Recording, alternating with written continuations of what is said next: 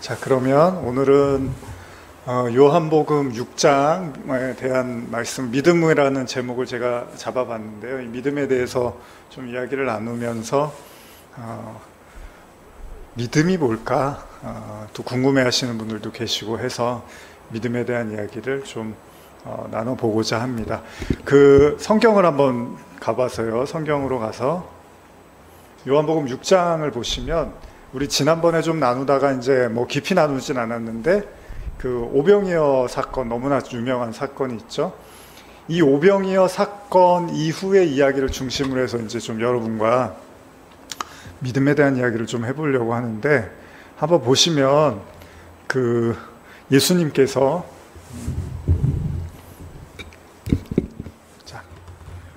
한번 우리가 같이 한번 찾아서 한번 읽어볼까요? 그 예수님이 오병이어 일으키고 나서 사람들의 반응이죠. 6장 14절부터인데 한번 찾으신 분들 같이 한번 보겠습니다. 시작. 그 사람들이 예수께서 행하신 이 표적을 보고 말하되 임은 참으로 세상에 오실 그 선지자라 하더라. 자, 그리고 나서 예수님의 반응이죠. 그러므로 예수께서 그들이 와서 자기를 억지로 붙들어 임금으로 삼으려는 줄 아시고 다시 혼자 산으로 떠나가시니라. 이런 내용이 사실은 좀 어떻게 보면 너무 계속 반복되는 거 아닌가라고 싶을 정도의 이야기가 등장을 하죠. 자, 예수님은 오병이어라는 엄청난 기적을 일으키셨어요.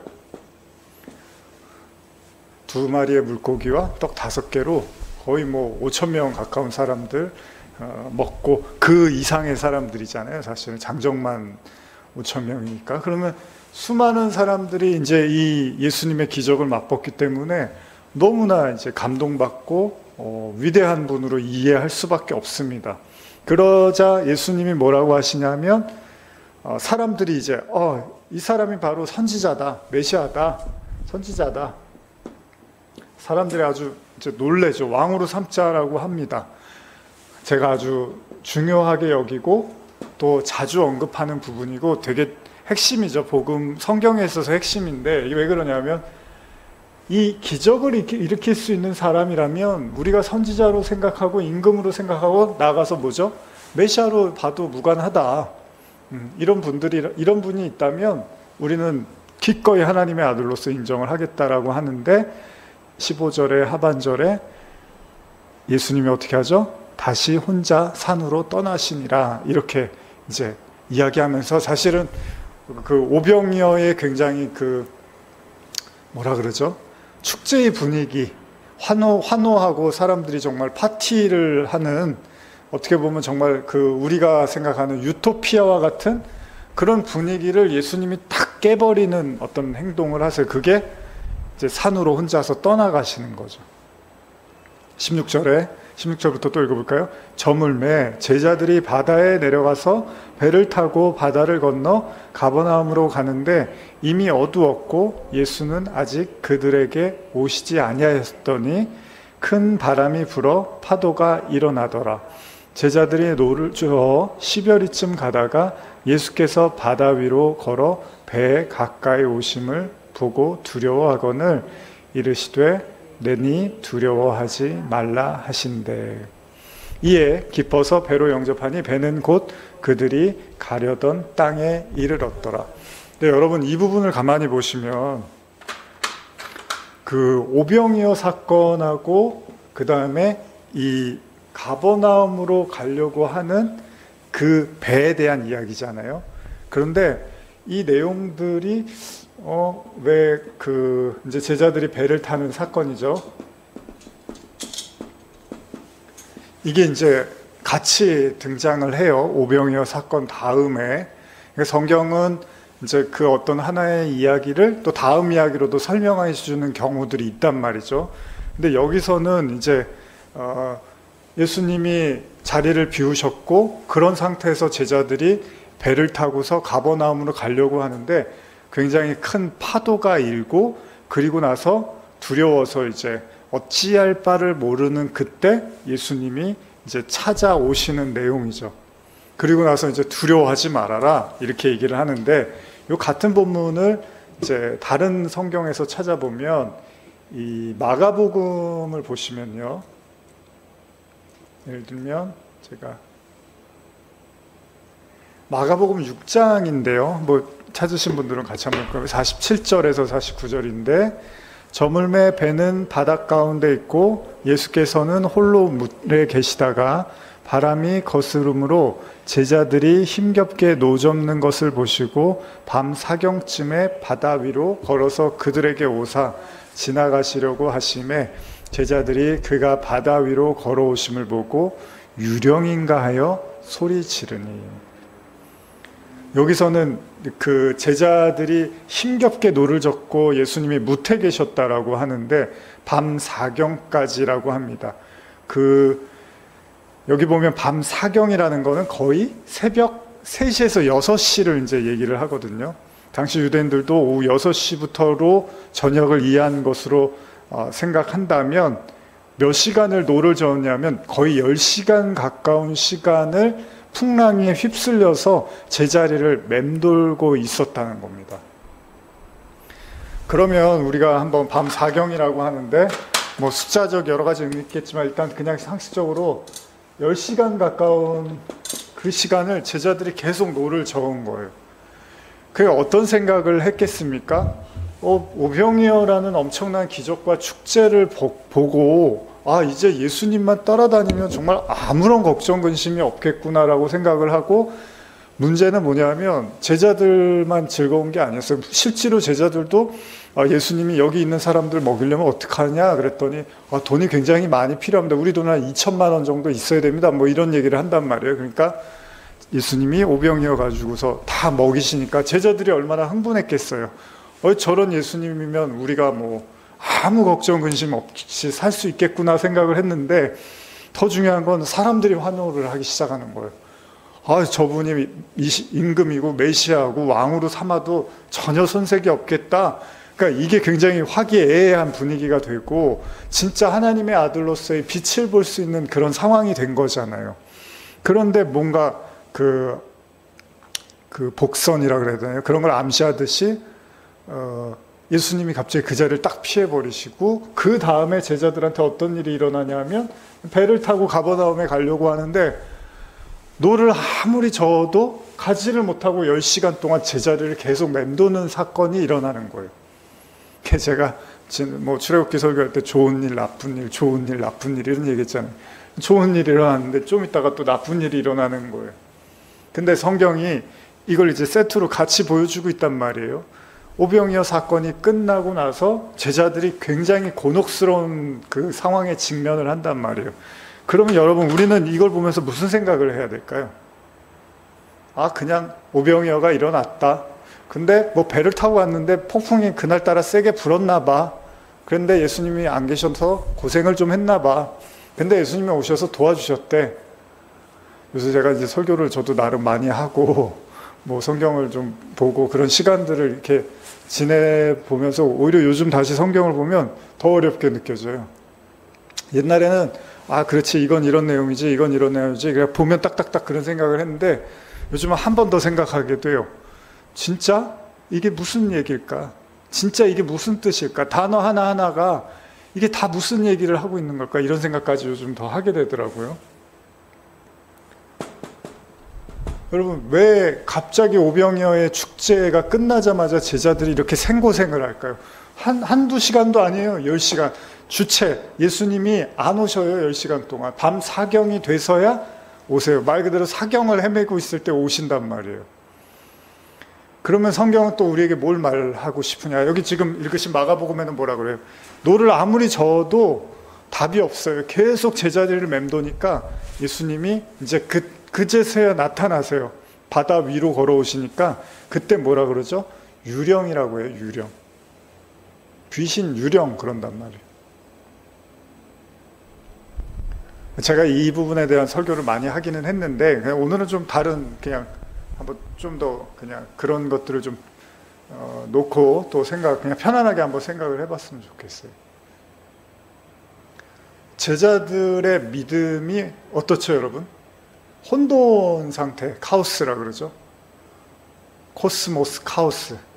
혼돈 상태에 이르게 되고 급기야는 자신들의 스승이고 하나님의 아들인 예수님을 유령으로 이렇게 오인하게 되는 일이 벌어지는 거죠.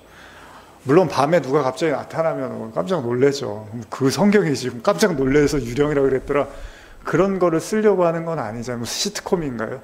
제가 요새 시트콤 좋아하는데 그런 뭐 사건을 그냥 그렇게 서술하는 건 아니잖아요. 어떤 메시지가 있는 거잖아요. 그러면 보세요. 오병이어의 사건을 보고서 이런 생각을 해보세요, 여러분. 오병이어를 보고 사람들이 뭐라 그래요? 저 사람은 선지자, 왕, 메시아, 하나님의 아들 다 인정하죠. 다 받아들이죠. 근데 그때 예수님은 어떻게 해요? 그거 틀렸어라고 그 자리를 탁 도망가시는 거예요. 그랬더니 제자들도 똑같은 생각을 했을 거예요.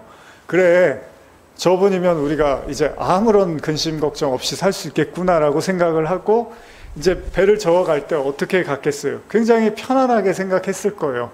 야, 우리가 가는 길에는 이제 아무런 걱정, 근심, 염려도 없을 거야. 우리는 오늘 예수님이 하나님의 아들이라는 걸 눈으로 목격했어. 그 수많은 사람들을 예수님이 오병이어를 가지고 기적을 일으켜서 다 막에 살리셨어. 이제 우리는 아무런 문제가 없을 거라고 생각하고 배를 젓는데 갑자기 풍랑이 오고 파도가 폭풍이 밀려오니까 이제 쩔쩔맸겠죠. 계속 노를 저었을 거예요. 근데 이게 한두 시간 돼서 해결이 될 줄 알았는데 10시간이 지났는데 해결이 되지를 않더라는 거예요. 무슨 얘기죠? 여러분들이 조금 이렇게 멀리서 확대해서 보면 예수님의 가르침이 있는 거예요. 니들이 오늘 보고 먹은 그 오병이어의 기적과 사건은 그건 믿음 아니야 라고 얘기를 하시. 그렇게 먹어버리고 그렇게 봐서 내가 기적을 일으켰다라고 하는 그 믿음에 취해서 이것이 바로 하나님이 주시는 믿음이라고 착각하면 그건 믿음 아니야 라고 해서 진땀을 빼는 사건이 바로 일어나는 거예요. 우리 지난주에 우상 설교 나눴잖아요. 그 여호와의 법궤가 블레셋과의 전쟁에서 블레셋이 이제 엘리 제사장 때 사무엘상에 나오는 싸움에서 뺏기죠. 그래서 엘리도 죽고 제사장도 죽고 아들들도 죽고 가문이 몰락을 하는 과정에서 치욕스러운 법궤가 빼앗기게 되죠. 그리고 나서 그 법궤를 다곤 신전에 갖다 놓으니까 다곤 신상이 무너진단 말이에요. 나중에는 팔목도 잘리고 다리도 잘리고 몸통만 남아요. 그래서 아이고 이거 안 되겠구나 그래서 밖으로 또 다른 데로 옮겼더니 그 지역이 또 사람들이 이제 그 고난을 당하죠. 고통을 당하죠. 뭐 종기가 나고 막 이러면서 무슨 말을 하는 거냐면 제가 주일에도 그런 얘기를 나눴지만은 여러분 하나님의 관심은 믿음에 있습니다. 믿음. 오늘 우리가 나누는 믿음. 근데 우리가 생각하는 믿음과 이제 하나님이 말씀하시는 믿음에 이제 차이가 있는 거예요. 실제로 여러분 이 성경으로 다시 가보면 보세요. 예수님이 오셔서 이제 다시 그 배가 가려고 했던 땅에 이르렀어요. 그리고 나서 22절부터 한번 읽어볼까요? 이튿날 바다 건너편에 서 있던 무리가 배 한 척 외에 다른 배가 거기에 없는 것과 또 어제 예수께서 제자들과 함께 그 배에 오르지 아니하시고 제자들만 가는 것을 보았더니 그러나 디베라에서 배들이 주께서 축사하신 후 여럿이 떡 먹던 그곳에 가까이 왔더라. 무리가 거기에 예수도 안 계시고 제자들도 없음을 보고 곧 배들을 타고 예수를 찾으러 가버나움으로 가서 바다 건너편에 만나 랍비여 언제 여기 오셨나이까 하니 예수께서 대답하여 이르시되 내가 진실로 진실로 너희에게 이거는 진실로는 진짜 말씀하시는 거잖아요. 그죠? 강조하시는 거예요. 뭐예요? 너희에게 이르노니 너희가 나를 찾는 것은 표적을 본 까닭이 아니요 떡을 먹고 배부른 까닭이라. 이 얘기를 하시기 위해서 오병이어 사건과 배 풍랑에 있었던 그 배 사건이 같이 기록이 되어 있다는 거죠. 무슨 말입니까, 여러분? 너희들의 그 믿음에는 나는 동조하지 않는다는 거예요. 바꿔 말하면 그 제자들이 탄 배에 예수님이 일부러 타시지 않아요. 그쵸? 너희들이 지금 갖고 있는 그 믿음은 내가 원하는 그 믿음 아니야. 그래서 내버려 두시는 거예요. 어떻게? 사경을 될 때까지. 밤 사경이 될 때까지 새벽에 이제 거의 새벽에 나타나신 거잖아요. 그러니까 그것도 어떻게 보면 의미가 있는 거예요. 밤을 꼬박 세우고 예수님이 부활하실 때도 새벽에 나타나시잖아요. 밤을 꼬박 세우게 하고서 새벽에 돼서 해가 뜨잖아요. 그러니까 우리의 믿음의 캄캄함을 드러내시고 아침 후에 빛으로 예수님이 오시는 거란 말이에요. 근데 제자들이 그 예수를 보고 뭐라 그래요? 유령이라고 한단 말이에요. 이게 무슨 말입니까? 니들의 믿음은 나를 유령으로 지금 만들었어. 그러니까 이런 얘기가 어떻게 보면 좀 지겨울 만큼 성경에서 반복이 되는 거예요. 그러면서 예수님 뭐라 그래요? 너희가 나를 왜 믿는 줄 아니? 너희가 나를 믿는 거는 표적을 본 까닭이 아니야. 이제 보다는 건 깨닫고 그 표적의 의미를 알았다는 거잖아요. 그게 아니라 그냥 떡을 먹고 배불러서 나를 찾았구나 이렇게 말씀을 하시는 거예요. 그럼 여기서 이제 우리가 믿음에 대한 생각을 하는 거예요.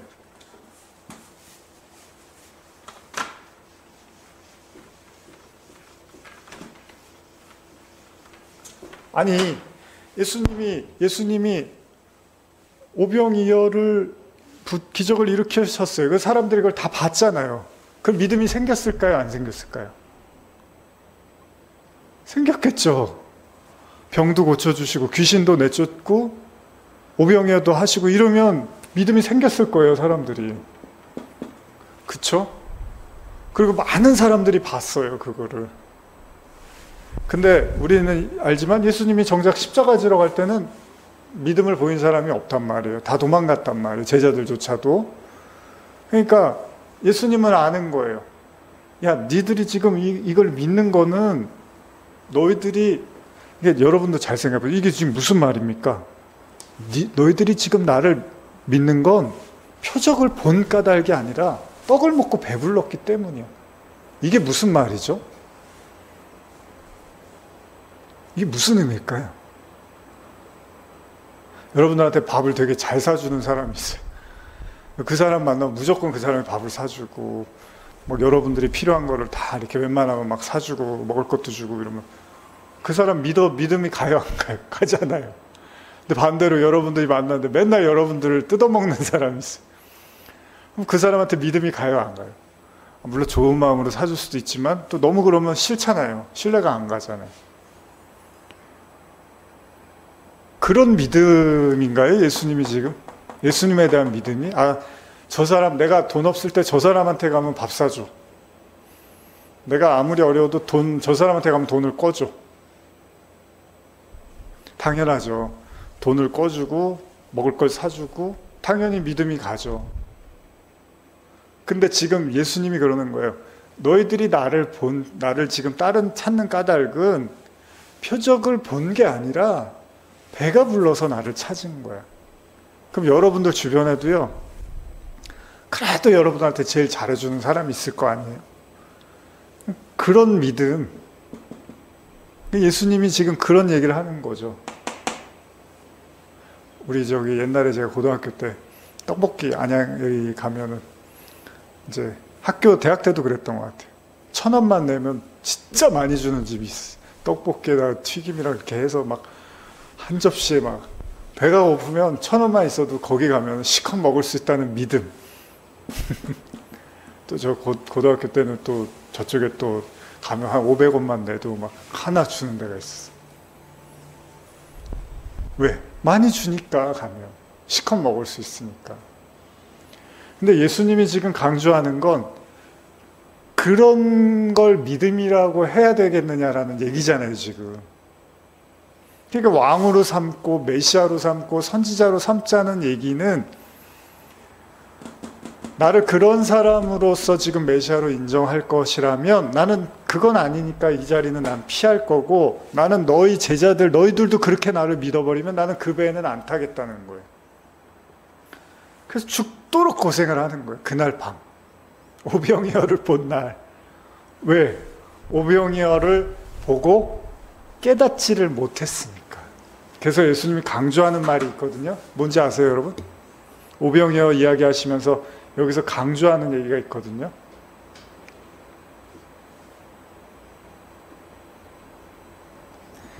그 앞절에 보시면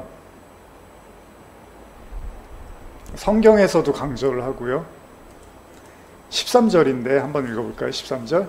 이에 거두니 보리떡 5개로 먹고 남은 조각이 12바구니에 찼더라. 그쵸? 그리고 아마 제가 지금 나중에 예수님이 또 이 이야기를 한 번 더 강조하시는 걸로 제가 알고 있는데, 마가복음에 보면은 이제 그런 내용이 나옵니다. 남은 떡 조각과 물고기를 12바구니에 차게 두었으며, 그리고 요한복음에는 이제 그 내용은 더 나오진 않고요. 제가 알기로는 다른 복음서에서든지 예수님이 이제 그걸 한 번 더 강조를 하시는데, 무슨 얘기냐 하면, 예수님이 그 성경이 강조하는 거는 이 떡을 먹고서 남은 것이 12광줄이라는 거는, 우리가 예전에 설교할 때도 제가 나눴지만은 그 떡을 먹고 뭘 남겨야 된다는 거예요. 뭘 남기느냐? 12. 그쵸? 12 하면 야곱의 12 아들들, 그리고 제자들의 12에서 하나님의 아들들, 자녀들에 대한 이야기란 말이에요. 그러니까 무슨 얘기냐 하면, 너희들이 그 떡을 먹고서 남겨야 되는데 뭐를, 근데 그걸 남기지를 않고 그냥 떡을 먹고 배가 불러서 저 사람이 하나님의 아들이구나, 이렇게 믿는 거를 예수님은 믿음으로 인정해 주지 않는다는 거죠. 그러면 예수님이 그렇게 해서 말씀을 하시는 거예요. 여기 보면은 한번 27절부터 또 읽어볼까요? 6장 27절입니다. 시작. 썩을 양식을 위하여 일하지 말고 영생하도록 있는 양식을 위하여 하라. 이 양식은 인자가 너희에게 주리니 인자는 아버지 하나님께서 인치신 자니라. 그들이 묻되 우리가 어떻게 하여야 하나님의 일을 하오리까? 예수께서 대답하여 이르시되 하나님께서 보내신 이를 믿는 것이 하나님의 일이라 하시니라. 여기서 이제 예수님이 하나님이 원하시는 거, 하나님이 하라고 하신 일은 하나님의 아들을 믿는 거야 라고 말씀을 하시는 거예요. 근데 이걸 이제 여러분들이 함축적으로 오늘 이제 믿음에 대한 이야기 하면서 이제 강의를 마치려고 하는데, 결국은 오병이어 사건 이후에 제자들이 배를 타고서 떠나면서 굉장히 고생을 하고 풍파가 오면서 급기야 예수님이 이제 오셨는데, 유령이라고 하죠. 이게 귀신이란 말이에요. 그리고 사실 제가 이제 주일날도 우상숭배에 대한 이야기를 했지만, 우리가 하나님 외에 다른 신이 없다고 성경은 말을 한단 말이에요. 그러면 그 다른 신은 뭐가 되는 거예요? 우상이 되고 그게 귀신이 되는 거잖아요. 그러면 예수님을 보고서 유령이라고 했던 거는 뭐예요? 이게 중요해요. 성경에서 구약도 그렇고 내내 하나님하고 항상 그 이스라엘 백성들이 헷갈려서 혼재하면서 섬겼던 신이 바알 신이라든지 뭐 다곤 신도 그렇고 다 무슨 신이에요? 풍요의 신이에요. 풍요의 신. 그렇죠? 풍요의 신은 뭐예요? 우리를 배부르게 해주는 거, 우리를 안락하게 해주는 거. 그래서 항상 뭐 우리 갈멜산에서 엘리야도 싸우고 하는 게 그 바알 신하고 아세라 목상을 섬기는 그런 제사장들하고 그런 선지자들하고 싸우는 거잖아요. 근데 보면 항상 그 풍요의 신과의 그 대결이 있단 말이에요. 마찬가지입니다. 그렇게 하나님을 봐버리면은 그게 유령이 되고 귀신이 되고. 왜요? 오병이어가 딱 그걸 보여주는 거예요. 오병이어의 사건이 일어나고 배가 부르고, 이 예수님은 우리를 배부르게 해주고 우리를 굉장히 뭐랄까요, 안락하게 해줄 수 있는 분이 맞구나라고 해버리니까 예수님이 그게 귀신을 믿는 거야. 그게 유령을, 너희가 나를 유령으로 만드는 거고, 너희가 나를 바알 신으로 믿어버리는 거고, 너희가 나를 풍요의 신으로, 땅의 신으로 격화시키는 격이 된다라고 이야기를 하는 거죠. 그러면서 예수님이 뭐라고 말씀하시냐면, 이게 중요한 거예요, 여러분. 오병이어 사건을 보고서 반드시 너희들은 그게 뭔지를 알아서, 그게 뭔지를 깨달아서 반드시 남겨야 된다는 거예요. 그래서 예수님의 비유 중에 그 달란트의 비유가 있잖아요. 뭐 5달란트, 2달란트, 1달란트 뭐 이런 얘기 있잖아요. 반드시 뭐예요? 5으로 5을 남기고 2로 2를 남기고 1로 1를 남기라는 거잖아요. 근데 그걸 남기지 않아 버리면 어떻게 해요? 그 가진 것까지도 뺏어갖고 더 있는 자들한테 주겠다고 예수님이 말씀을 하시잖아요. 근데 중요한 거는 뭐를 보고서 그걸 소화를 시키는 거예요. 우리가 이제 영양제들 다 드시잖아요. 근데 저도 비타민이나 이런 걸 먹는데, 원래 우리가 음식을 먹는 이유가 그렇잖아요. 음식을 먹어서 그 영양소를 우리가 섭취해서 몸에 남기려고 하는 거잖아요. 그냥 먹고서 그냥 이렇게 배설하려고 먹는 게 아니죠. 반드시 그걸 먹어서 우리의 몸에 필요한 영양분을 흡수해서 그걸 남기려고 하는 거라는 거죠. 그러면 오병이어 사건에서 예수님이 우리에게 말씀하시는 믿음이 뭐냐? 사실 오병이어의 사건은 이 아래 이제 다 기록이 돼 있어요. 예수님은 생명의 떡에 대한 얘기를 하시고, 그 떡을 광야에서 이스라엘 백성들이 먹었던 만나에 대한 이야기도 하시고, 바로 자신이 생명의 떡이었다라는 얘기를 다 하신단 말이에요. 그런 얘기를 쭉 하시고, 이제 십자가라든지, 그리고 사람들의 반감을 사기도 하고, 사람들이 너무 어렵다고 흩어지고 떠나기도 하고, 여러 가지 이야기들이 이제 아래 기록이 돼 있는데, 오늘 우리가 나누는 믿음의 관점에서 보면 오늘 이 본문에서 예수님이 말씀하시는 믿음 뭘까요? 사실 사마리아 여인 이야기도 그렇고 계속 반복되는 얘기이기는 해요. 그러나 여러분, 그러나 중요하게 우리가 생각할 건, 여러분과 저에게 하나님의 어떤 행하시는 일들, 우리의 삶 속에서 일어나는 크고 작은 문제와 일들 통해서 하나님의 손길이 닿았고, 하나님의 어떤 일들을 하실 때 반드시 우리는 뭔가 남겨야 된다는 거예요. 뭔가를 남겨야 되는 거예요. 근데 아까 12바구니, 12광주리는 이제 자녀, 아들이라는 말이에요. 이게 큰 의미로 보면, 여러분과 제가 하나님이 어떤 크고 작은 어떤 일이든 좋아요.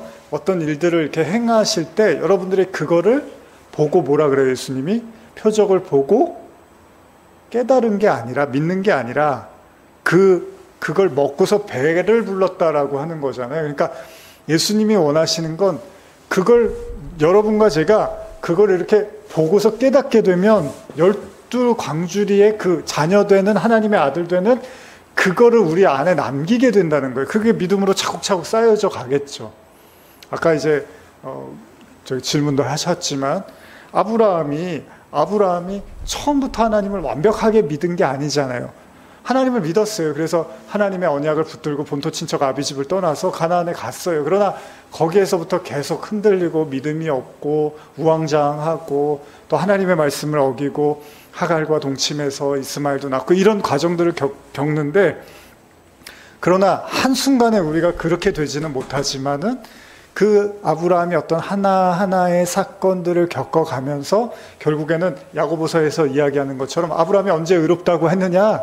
아브라함이 이삭을 하나님께 제물로 바쳤을 때 의롭다고 하지 않았느냐? 그래서 행함이 없는 믿음은 죽은 믿음이라고 할 때 아브라함 이야기를 든단 말이에요. 근데 아브라함이 처음부터 그럴 수 있는 사람은 절대 아니었어요. 그러면 믿음의 여정이라는 건 뭔가를 우리가 이제 양식이라는 거예요. 그래서 여기서 예수님이 그러고, 썩을 양식을 위해서 일하지 말고 영생하는 양식을 위해서 일하라는 게 뭐예요, 여러분? 여러분, 오병이어로 해서 배가 불러졌잖아요. 이거는 어떻게 하죠? 이거는 바다에 가면 물고기를 잡을 수 있고요. 떡집에 가서, 아니면 자신들이 밀가루로 떡을 만들면 먹을 수 있는 거예요. 이거는 일하면은 얻을 수 있는 거예요. 그쵸? 바닷가에 가서 어부들이 일하면 또 밀을 모아다가 또 요리를 하면은 먹을 수 있는 거예요. 근데 이거를 위해서 일을 하지 말래요, 예수님이. 당연히 예수님은 그런 말이에요. 뭐냐면, 썩지 않을 양식을 위해서 일을 하라는 거예요. 근데 그 썩지 않을 양식은 일에서 얻을 수 있는 게 아니란 말이에요. 그쵸? 물고기야 잡으면 되고, 밀가루야, 그 떡이야 밀가루로 반죽해서 만들어서 먹으면 되지만, 썩지 않을 양식을 우리가 무슨 수로 먹습니까? 그랬더니, 그럼 우리가 어떻게 그게 가능합니까? 그랬더니, 야, 나를 믿는 거야. 나를 믿으면 되는 거야. 이렇게 얘기를 하신단 말이에요. 그러면 무슨 얘기예요? 우리가 이제 여기서 이런 말을 하는 거죠. 믿음의 눈. 모든 걸 믿음의 눈으로 보면 되는 거야 라고 이야기를 한단 말이에요. 다시 말하면, 야, 너희가 왜 내가 너희들한테 떡을 만들어 줬더니 너희는 그걸로 썩을 양식으로 받아 먹어버렸냐. 내가 너희한테 주려고 했던 건 그거 먹고서 배설물로 나올 그 양식을 너희한테 주려고 했던 게 아니라 이 양식을 통해서 썩지 않을 양식이 뭔지를 깨닫게 해주려고 하는 거잖아. 그러잖아요. 그래서 예수님이 사단과의 시험을 할 때 제일 먼저 어떤 시험을 받죠? 돌을 떡으로 만들려고 해요. 이게 이제 사단이 말하는 여러 가지 의미가 있지만 가장 기본적으로 돌을 떡으로 만들어서 먹어서 배설하는 거, 이게 썩을 양식이잖아요. 그래서 예수님의 가치를, 예수님의 능력을 그 땅에 있는 그 능력으로 활용해서 예수님을 이렇게 유혹을 한단 말이에요. 시험을 한단 말이에요. 근데 예수님은 그게 아니라 그걸로 그렇게 먹고서 배설하는 데 쓰는 양식으로 내가 주는 걸 받아 먹지 말고 썩지 않는 양식으로 먹으라는 거예요. 영생하도록 하는 양식으로 받아 먹으라는 거죠. 이 말이 혹시 어렵게 들리시나요? 한 분이 고개를 끄덕이셨어요.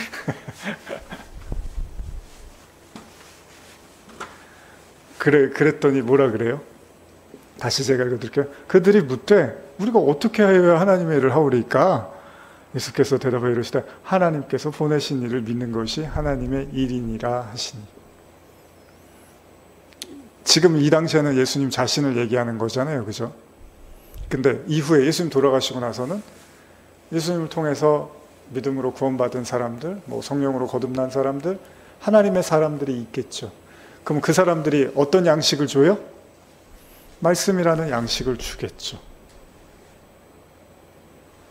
그들이 묻되 그러면 우리가 보고 당신을 믿도록 행하시는 표적이 무엇이니까, 하시는 일이 무엇이니까? 기록된 바 하늘에서 그들에게 떡을 주어 먹게 하였다 함과 같이 우리 조상들은 광야에서 만나를 먹었다. 무슨 말이에요? 여러분들이 성도라면, 여러분들이 하나님의 자녀라면 예수님이 어떻게 하세요? 오병이어로 먹이시죠. 말씀 들으러 온 사람들을.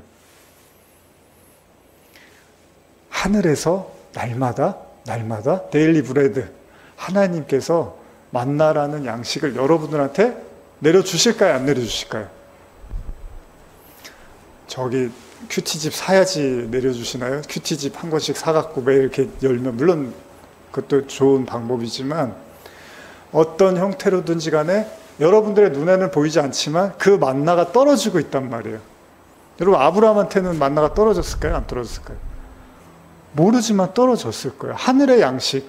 그래서 노아의 방주에서도 이렇게 비가 막 쏟아지고 아랫물이 터지고 위랫물이 터지는데, 보세요. 하나님을 모르는 사람들은 다 죽는데 하나님을 알았던, 하나님의 은혜를 입었던 노아는 그 위의 물과 아랫물이 심판의 물이 아니라 구원의 물이고 새로운 새 창조의 역사가 거기서 일어나는 거예요. 그래서 나중에는 9장에서는 이제 심판 안 할 거야. 너한테 언약이 있어. 무지개. 구름이 거치고 무지개가 나오면 너는 언약을 기억해. 나는 다시는 너를 심판하지 않을 거야. 이렇게 말씀을 하시는 거예요. 근데 한 번에 그게 쏟아진 게 아니란 말이에요.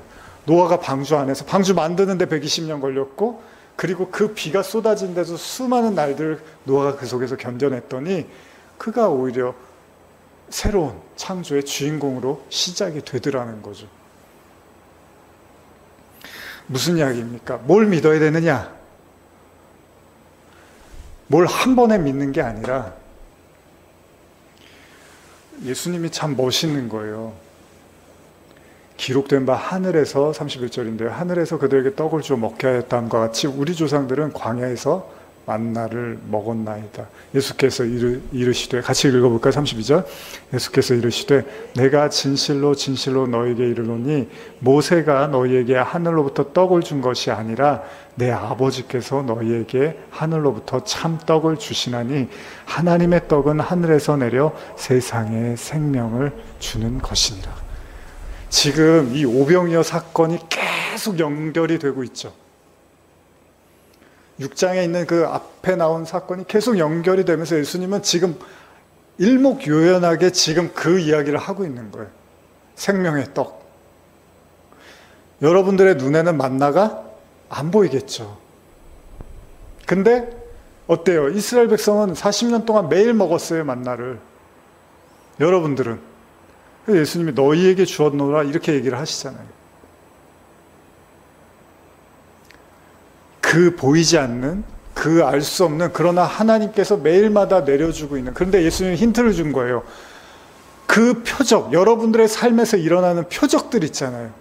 뭐 아까도 우리가 나눴지만 뭐 좋은 일이든 나쁜 일이든 이건 하나님이 하신 것 같아. 이거는 내가 뭔가 문제가 있나? 뭐 이런 생각하면서 우리에게 일어나는 수많은 일들과 사인, 표적들이 있잖아요. 근데 이거를 통해서 하나님은 만나를 내리시는 거예요. 하늘에서 뭔가 계속 우리에게 내리고 계시는 거예요. 물론 어떤 사람은 이게 징계고 심판이고 저주처럼 들릴 수도 있고, 또 어떤 사람한테는 은혜와 축복으로 받아질 수도 있어요. 근데 뭔가가 계속 하늘에서 떨어지고 있는 거예요. 왜? 만나는 매일 내렸으니까. 여러분, 이스라엘 백성이 광야 40년 동안 하루도 빠짐없이 한 일이 뭐예요? 밥 먹는 일. 이거는 한 번도 거르지 않았을 거 아니에요. 제일 중요한 일이니까. 그 40년 동안 만나를 계속 하나님이 내려줬다라는 얘기예요. 그럼 여러분과 제가 제일 신앙생활에서 중요하게 여겨야 될 게 뭐예요? 그 만나를 찾아서 먹어야 되는데 예수님이 힌트를 주는 거예요. 뭐라고요? 내가 너희한테 양식을 줬잖아. 근데 너희가 그거를 표적을 보지를 못하고 먹고서 그냥 배를 불려서 아무것도 남기지를 않았구나. 이스라엘 백성도 40년 동안 밥만 먹으면 안 되잖아요. 밥을 먹고 깨달으라는 거죠. 만나를 먹고 남기라는 거예요. 12광주리. 하나님의 자녀가 될 수 있는 그 믿음을 남기라는 거죠. 계속 한번 읽어볼까요? 34절이합니다. 그들이 이르되 주여 이 떡을 항상 우리에게 주소서. 예수께서 이르시되 나는 생명의 떡이니 내게 오는 자는 결코 줄이지 아니할 터이요 나를 믿는 자는 영원히 목마르지 아니하리라. 그러나 내가 너희에게 이르니 너희는 나를 보고도 믿지 아니하는도다 하였느니라. 그러면서 이제 예수님이 무서운 얘기를 하세요. 야, 너희가 나를 보고 믿어야지. 근데 안 믿잖아. 이 안 믿는다는 게 뭐예요? 눈으로 보고서 그냥 배를 불리는 대로 사용해 버리잖아. 근데 나는 너희에게 영생하는 양식을 주러 온 거야. 그게 골로새서 뭐라고 합니까? 너희가 그리스도와 함께 다시 살리심을 받았으면 위의 것을 찾아라 그런단 말이에요. 이게 땅의 걸 찾지 말고 위의 걸 찾으라는 거죠.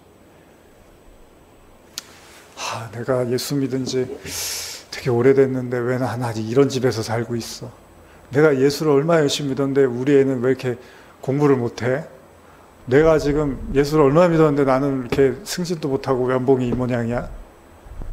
그게 아니라 사실은 제가 지난주에 이렇게 고심했던 것 중에 하나가, 자, 하나님으로부터 의롭다함을 받는 게 믿음이에요. 우리는 의로울 수 없는데 이제 하나님이 의롭다고 해주신 거예요. 자, 그 의인이 이 세상에서 누릴 수 있는 게 뭐가 있을까요? 사람들이 인정이나 해줄까요? 야, 하나님이 나를 의롭다고 하셨어.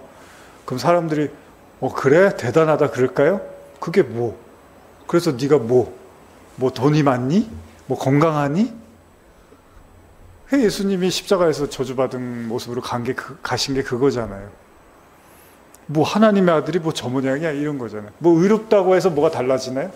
세상 사람들이 너 정의로워 그러는 줄 아세요? 아니거든요. 우리가 의인이라는 거 그냥 하나님 앞에서 의인인 거지 세상 사람들은 하나도 의미도 없고 인정도 안 하고 관심도 없어요. 하나님 앞에서만, 하나님의 믿는 사람들한테서만 그 은혜가 통용될 수 있는 거죠.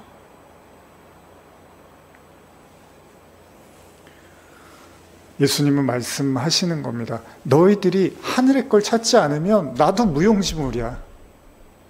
내가 너를 배를 불리게 해주고 사업을 잘 되게 해주고 승진하게 해주고 연봉을 많이 주고 좋은 회사, 또 아이들이 좋은 학교에 들어가게 해주고 집이 좀 넓은 데로 가고 차도 좀 좋은 거 뽑게 되고 뭐 여행도 그냥 항상 부족함 없이 다니게 해주고 이런 걸로 나를 믿어버리면 나는 그냥 하늘의 그 만나가 아니라 그냥 썩을 양식으로 너희가 나를 받아버리는 거야. 이렇게 말씀을 하시는.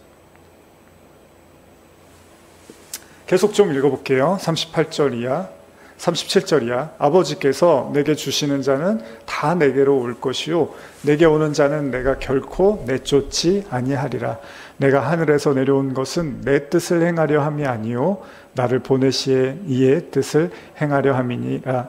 나를 보내신 이의 뜻은 내게 주신 자 중에 내가 하나도 잃어버리지 아니하고 마지막 날에 다시 살리는 이것이니라.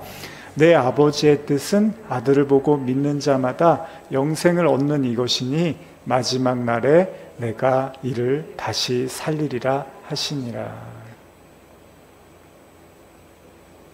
여기까지만 오늘은 읽고 자, 여러분들에게 예수님이 그러시는 거예요. 그런데 너희들이 나를 안 믿는구나. 그러나 나는 하나님의 뜻을 행하러 왔고 결국은 나를 보고 믿는 자마다 영생을 얻게 될 거야. 그리고 마지막 날 내가 다시 살릴 거야. 말씀을 하시는 거예요. 사실 이미 여러분들은 예수님을 믿으니까 우리가 이 자리에 모여 있는 거잖아요. 뭐 그 믿음이 작든 크든 뭐 주관적이든 객관적이든 성경적이든 그렇지 않든 여러분들 딴에는 최선을 다해서 예수님을 믿기 위해서 우리가 이 자리에 모인 거란 말이죠. 그러면 이제 오늘 그 믿음에 대한 이야기를 정리를 하면서 저는 그냥 그 가장 현실적인 이야기를 해드리고 싶어요. 오병이어 사건 그리고 믿음 뭡니까? 하나님은 매일마다 우리에게 일용할 양식을 주고 계시다는 거예요. 주기도문에서도 말씀하시죠. 우리에게 날마다 우리에게 일용할 양식을 주신다고 하잖아요. 오늘 몇 끼 드셨어요? 하나님의 양식을 몇 끼 드셨어요? 만나는 매일 떨어진단 말이에요. 여러분 밥을 먹어야지 크잖아요, 사람이. 그쵸? 시간이 지난다고 사람이 크는 게 아니라 몇 끼니를 먹고 잘 자고 먹고 자고를 해야지 크잖아요. 못 먹으면 막 말라가고 병 들어가고 막 비실비실하다가 죽게 되고 그러잖아요. 이게 그런 거예요. 육적인 음식을 우리가 잘 챙겨 먹듯이 그래서 예수님이 그 오병이어 하실 때 뭐라 그래요? 목자 없는 양같이 저렇게 헤매이는 모습이 안타까워서 예수님이 그 오병이어 기적도 하시고 이런단 말이에요. 하나님의 자녀는 하나님이 먹이시고 입히시고 챙겨요. 이게 출애굽기의 핵심이잖아요. 하나님이 다 입히시고 먹이시고 신발이 해지지 않게 하시고 모든 그 맹수로부터 지켜내 주시고. 근데 중요한 거는 우리가 어떤 한 방의 단발적인 믿음을 가지고 아브라함이 한 번에 그렇게 안 됐잖아요. 25년 걸렸어요. 그 믿음이 완성되는데 결국은 오늘 오병이어를 통해서 우리는 배워야 돼요. 어떻게 보면 이게 가장 현실적인 얘기예요. 데일리 브레드, 날마다 주시는 양식이 있어요. 근데 그 양식을 먹고 배를 불리는 걸로 땅의 걸로 이해해버리면 아까 그 예수를 뭐라 그래요? 유령으로 만드는 거예요. 그러면 우리의 신앙도 맨날 어떻게 돼요? 풍랑 속에서 계속 돌고 도는 거예요. 돌고 왜 예수님을 믿는데 나는 이렇게 괴롭고 힘들고 아무것도 안 되고 계속 그럴 수밖에 없어요. 물론 우리는 그럴 수밖에 없어요. 그래서 예수님도 거기에 안 타시는 거예요. 물론 버리신 건 아니에요. 가르쳐 주시려고. 그 풍랑을 통해서 우리의 믿음의 현주소를 가르쳐 주시는 거예요. 근데 나중에는 어떻게 해요? 새벽에 찾아오시잖아요. 왜? 깨달으라고. 왜 너희들이 이 사건을 겪었는지 아니? 깨달으라고. 다 뭐예요? 다 양식이에요, 양식. 믿음은 뭐냐? 하나님의 양식을 먹는 거. 저는 잘 모르겠어요. 좋아요. 그래서 하나님이 보내신 사람을 믿으라고 하는 거죠. 하나님의 말씀을 전하는 사람들을 하나님이 보내주시고 또 예수님을 통해서 제자들을 통해서 그리고 그 이후에 또 하나님의 사람들 그 말씀 그 성령을 통해서 하나님의 인치신 자들이라고 하잖아요. 성령으로 인치신 자들. 사도 바울이 그런 표현을 쓰잖아요. 하나님의 사람들을 통해서 그 말씀과 그 의미들을 증거하고 나눌 때 그거를 여러분들이 영의 양식으로 받아 먹는 거죠. 예배 드리는 거예요.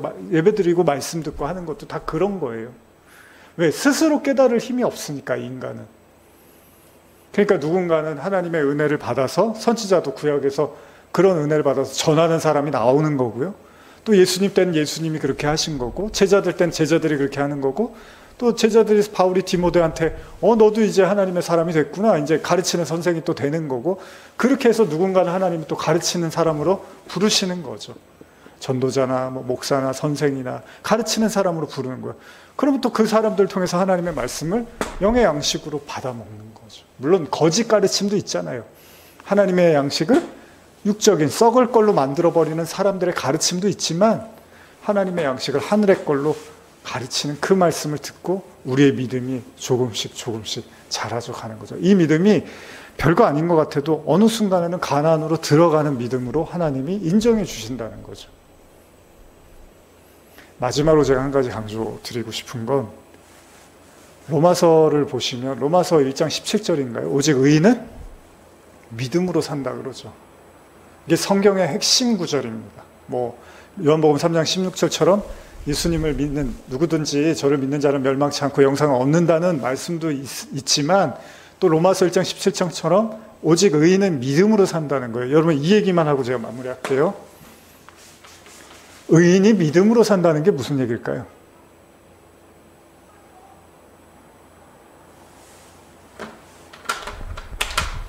이렇게 이해하시면 좋을 것 같아요.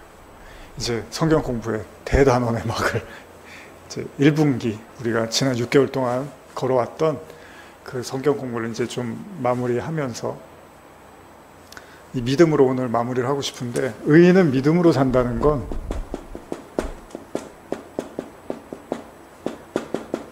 무슨 말이에요? 믿음만이 의인으로 가능케 한다는 거예요. 의인이 믿음으로 산다. 의인이니까 당연히 믿음이 좋겠지. 이렇게 이해하셔도 좋은데, 여러분들의 믿음만이 여러분들을 의인으로 만들어줄 수 있어요. 여러분들을 의인으로 만들게 할 수 있는 건 이 믿음. 그 믿음을 하나님 주셔야 되는 거 아니에요? 뭐 이런 얘기 할 거예요. 근데 주시든 안 주시든 여러분들이 예수 그리스도의 공로 외에는 의인이 될 수 없다는 믿음. 여러분들이 아무리 기도를 많이 하고 성경을 많이 보고 강의를 많이 듣고 설교를 많이 듣고 착한 일을 아무리 많이 해도 의인이 되는 방법은 믿음으로밖에 안 된다. 저도 마찬가지고. 사도 바울이 결론이에요, 결론. 이거는 시작이 아니라 결론이에요. 로마서 1장에서 결론을 내놓고 시작하는 거예요. 의인? 그건 믿음밖에는 가능하는 게 없어. 우리를 의인으로 만들어줄 수 있는 건 믿음 외에는 없어. 어떤 믿음이요?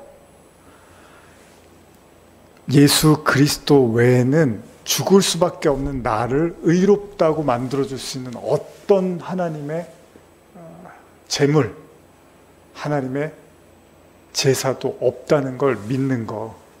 여러분들이 의인이 될 수 있는 건 여러분들의 예수 그리스도 외에는 나를 의롭게 해주실 리가 없다는 걸 믿었기 때문에 의인이 되는 거예요. 그것만이 오직 우리를 의인으로 살게 해주는 거예요. 그러니까 어떻게 보면 그동안 배웠던 거를 다 버리고 이거 하나만 남겨도 돼요. 나중에는. 제가 저희 이제 돌아가신 작은아버지께서 그 그림을 화가하셨는데, 예전에 돌아가시 전에, 오래전에 이제 돌아가셨는데 그런 말씀을 하셨어요, 저한테.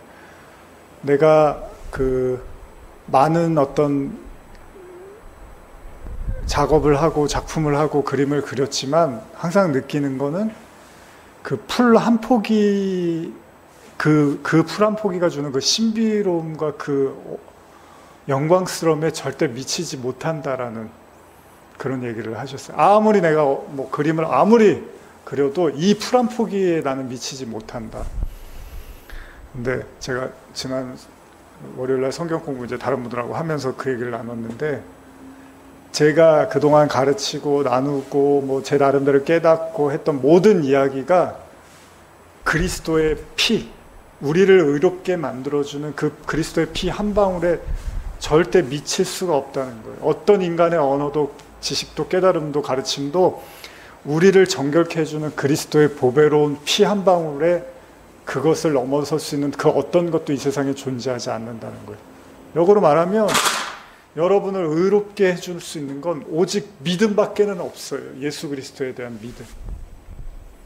그럼 그게 또 어떻게 믿어야 돼요? 이런 생각하실 수 있는데 그냥 지금 여러분들이 믿을 수 있는 그 최선의 그 믿음을 가지고 걸어가세요. 그리고 하나님이 주시는 양식으로 여러분 목자는 양을 치잖아요. 여러분들이 곁길로 가면 목자가 칠 거예요. 하나님이 치실 거예요. 그래서 바른 길로 인도해 주실 거예요. 그러니까 그런 것까지 너무 걱정할 필요 없어요. 그냥 내가 가지고 있는 오병이어 사건이 아이가 갖고 있는 거 내놨더니 그걸로 하나님이 기적을 일으키셨잖아요. 여러분들이 지금 가질 수 있는 최대한의 믿음 그거 가지고 걸어가세요. 그러면 하나님이 여러분들 뭐라 그래요? 내가 마지막 날 다 살릴 거야. 나를 쫓는 자들을. 나를 믿는 자들 내가 다 살릴 거야. 하나님이 보내신 자들 내가 다 살릴 거야 그러시잖아요. 그 믿음. 그리스도 외에는 내가 어떤 방법으로도 정결해지고 이루어질 수 없다는 거. 하나님께 나갈 수 있는 유일한 방법은 그리스도의 피로 나가는 거. 성소에 들어갈 담력을 얻게 하는 건 예수의 피밖에 없다. 이거 하나로 우리가 가지고 있었던 모든 지식과 생각들, 관념들을 다 깨도 돼요. 예수의 피보다 더 값진 건 존재하지를 않으니까. 그 믿음을 우리가 조금씩 하나님이 가르치시고 확장시켜 내시고 결국 가나안 하나님의 나라에 들어가는 믿음으로 그걸 뭐라 그러죠? 겨자씨로 비유하시는 거예요. 눈에도 보이지 않는 겨자씨 같은 믿음을 나중에는 나무로 만드셔서 새들이 오고 갈 수 있는 거대한 천국의 나무로 여러분들을 만드시겠다는 거예요. 그러니까 지금 여러분들이 갖고 있는 그 믿음에 최선을 다하십니다. 그리고 하나님이 주시는 말씀들을 경청하시면서 하나님이 조금 곁길로 갔을 때 여러분들을 이렇게 인도해 가실 거예요. 거기까지 너무 걱정할 필요 없어요. 광야 안에 들어왔으면 하나님이 책임지시는 거예요. 여러분들은 여러분들이 갖고 있는 믿음에서 최선을 다해서 하나님의 양식을 썩을 양식이 아니라 생명의 떡으로 받으시면 됩니다. 기도하시겠습니다. 하나님 아버지, 한 6개월 정도의 성경 공부의 시간들을 이제 마무리하면서 요한복음 6장을 통해서 오병이어와 믿음에 대한 이야기를 나눠봅니다. 결코 쉽지 않은 이야기지만 또 어렵지도 않은 이야기입니다. 우리나 하나님이 주신 인생을 통해서 또 사건과 표적을 통해서 무엇을 남기고 있습니까? 여전히 그것들이 우리의 떡을, 우리의 배를, 세상을, 땅의 것만 채워주는 것으로 이해합니까? 아니면 그것을 통해서 영생하는 양식을 먹고 있습니까? 오늘 이 자리에 또 이 말씀을 듣는 성도들의 마음속에 12광줄이 하나님의 자녀, 영원한 삶으로, 생명으로, 믿음으로 거듭나게 하여 주시옵소서. 예수님의 이름으로 축복하며 기도합니다. 아멘. 자, 여기서 마치고 또 나눔 갖겠습니다.